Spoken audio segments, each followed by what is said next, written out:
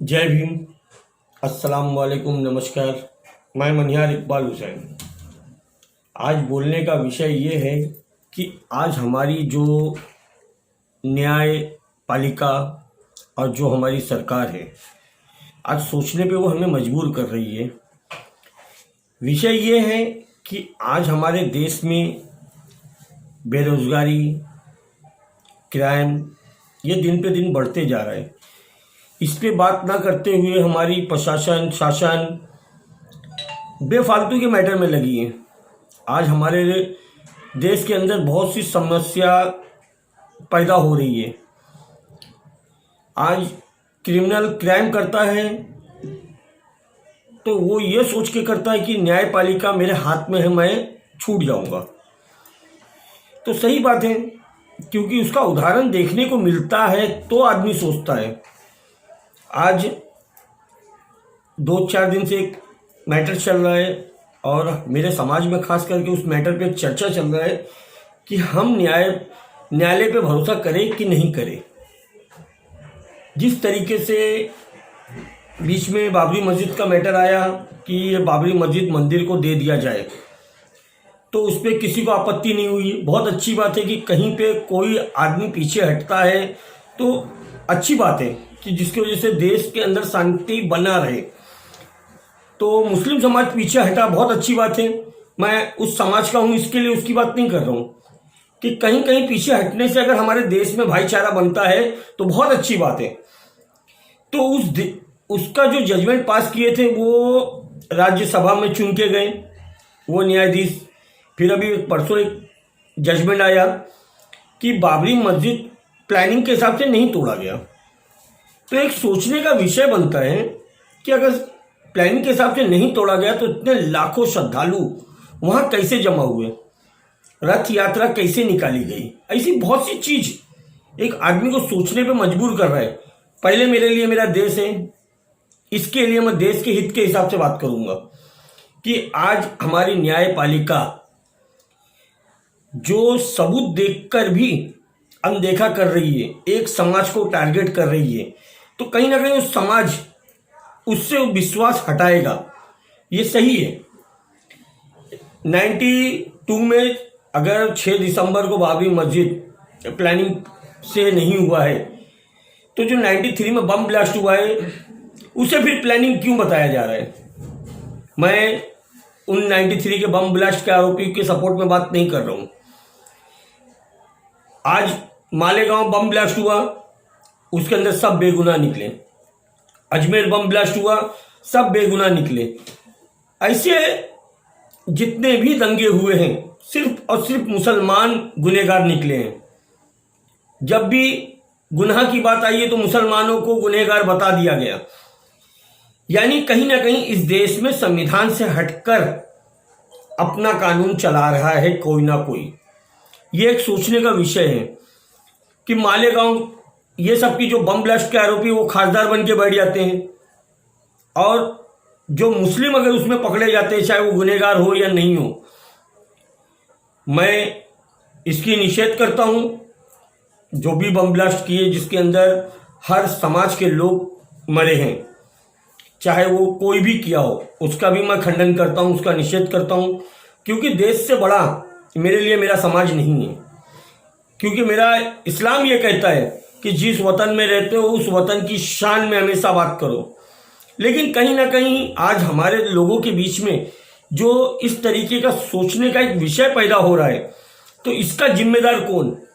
आने वाले वक्त में मुस्लिम समाज ये सोच रहा है कि इस देश में वो गुनहगार हो या ना हो, सजा सिर्फ उसी को मिलेगी। ऐसा भयभीत हो रहे हैं। तो उसका वजह क्या है? आज न्यायपालिका, एक न्यायाधीश ये फैसला करता है तो उसको राज्यसभा चुन लिया जाता है, दूसरे ने ये चुना, उसे कब चुना जाएगा?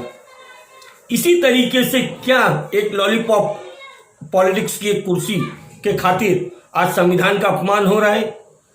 मैं फिर कहता हूं कि मैं किसी भी समाज का सपोर्ट करते हुए बात नहीं कर रहा हूं। आज एक बच्ची का जो बलात्कार हुआ यूपी में, उसे कसाब समझा गया। कसाब की जैसी मैयत को जेल के अंदर ही पता नहीं क्या कर दिया गया, उस बच्ची का बलात्कार हुआ है। वो उस देश की कोई भी क्रिमिनल लड़की नहीं थी, लेकिन उसकी मैयत उसके घर वालों को ना देते हुए उसका अंतिम संस्कार किया गया। तो ये लोकशाही है कि राजशाही है कि हुकुमशाही है? जिस तरीके से हिटलरशाही होती गई, उसी तरीके से आज हमारे देश में वही चीज दोहराया जा रहा है। तो क्यों? क्या इस देश से मुसलमान, दलित समाज अपना विश्वास हटा दे इस कायदे और कानून से?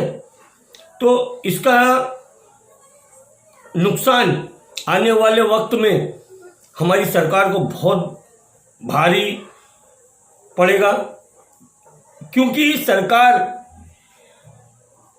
जो कसम खाई है कि हम सबको एक समान न्याय देंगे, उस कसम का वो अपमान कर रही है, क्योंकि उसके दिमाग में सिर्फ और सिर्फ जातिवाद बैठ गया है।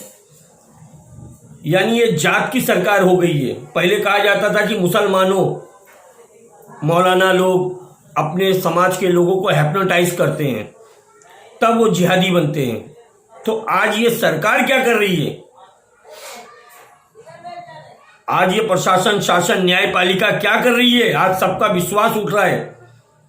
आज हमारे मोहल्ले में एक चर्चा हो रहा है, जो बच्चे खेलने कूदने वाले हैं वो इस बारे में चर्चा कर रहे हैं। सोचो ये कितना गंभीर मसला हो सकता है आने वाले वक्त में। जब लोगों को कायदे से विश्वास हटेगा तो वो दिल के अंदर जो नफरत होगी वो पता नहीं किस तरीके का काम करेगा। यानी कहीं ना कहीं हमारी न्यायपालिका, हमारी हुकूमत वो चीज पैदा कर रही है। मैं जब छोटा था तो हम लोग साथ में बहुत लोग होली खेलते थे, ईद मनाते थे, तब हमारे अंदर भेदभाव नहीं था। लेकिन न जाने क्यों अब आने वाले वक्त में ये भेदभाव पैदा हो रहा है। तो ये भेदभाव पैदा करने का काम सरकार खुद कर रही है। तो इस सरकार की जिम्मेदारी क्या बनती है कि लोगों को लोकशाही सिखाया जाए कि हुकुमशाही सिखाया जाए? आज इस देश में दुर्भाग्य है कि आज नेता सबसे बड़ा क्रिमिनल, लेकिन वो बच जाता है, और जो जनता है जो अपने हक की बात करती है उसे सबसे बड़ा क्रिमिनल बताते हुए जेल में डाल दिया जाता है। और कोई अगर इसके लिए आंदोलन करता है, आंदोलन तो करना ही नहीं चाहिए मेरे हिसाब से। ये आंदोलन जो करते हैं उनको क्यों आंदोलन करना पड़ रहा है? क्योंकि सरकार निकम्मी है, सरकार नालायक है। जब बाप नालायक होता है तो ही बेटा उसके खिलाफ आवाज उठाता है। तो आज ये सरकार के खिलाफ जो आंदोलन हो रही है, तो कहीं ना कहीं ये सरकार नालायक है, उसके खिलाफ जो आंदोलन हो रहा है। क्योंकि अगर लोकशाही होता तो आंदोलन करने की जरूरत ही नहीं, उसको उसका अधिकार ऐसे ही मिल जाता। ये हुकुमशाही है, हुकुमशाही के खिलाफ क्रांति होती है, हिटलरशाही के खिलाफ क्रांति होती है। तो क्रांति का शुरुआत यही आंदोलन के रूप में होता है। तो आज मैं इस सरकार का और इस देश की जितनी भी जिम्मेदार एजेंसी है उसका मैं निषेध करते हुए अपनी बात खत्म करता हूं। जय भीम, खुदा हाफिज, नमस्कार।